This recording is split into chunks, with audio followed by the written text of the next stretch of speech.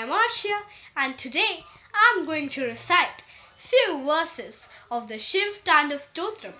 which is also called Ravan Stotram as it was written by a powerful demon king Ravana.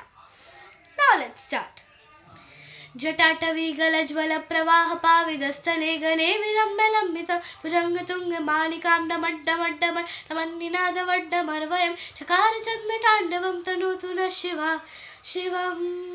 जटाकटाः सम्भ्रमरम्बिनिप्पनिर्झरि विलोलवीचिवल्लरि विराजमानमूर्धनि धगद्धगद्धग ज्वलल्ललाटपट्टपावके शौर्यचन्द्रशेखरे रते प्रतिक्षणं मम धराधरेन्द्र नंदिनी विलास बंधु बंधुर सुरदिगंध संतति प्रमोदमान मानसे कृपा कटाक्ष धोरणी निरुद्ध रुद्ध ध्रापति क्वचित् दिगंबरे मनो विनोद मेतु वस्तुनि जटाभुजंग पिंगल स्फुटक फणामणि प्रभा कदंब कुकुमद्रभ वलिप्त दिग्वधूमुखे मनांद सिंधुर स्फुरग उत्तरीय मेधुरे मनो विनोदमद्भुतं बिभर्तु भूत भर्तरी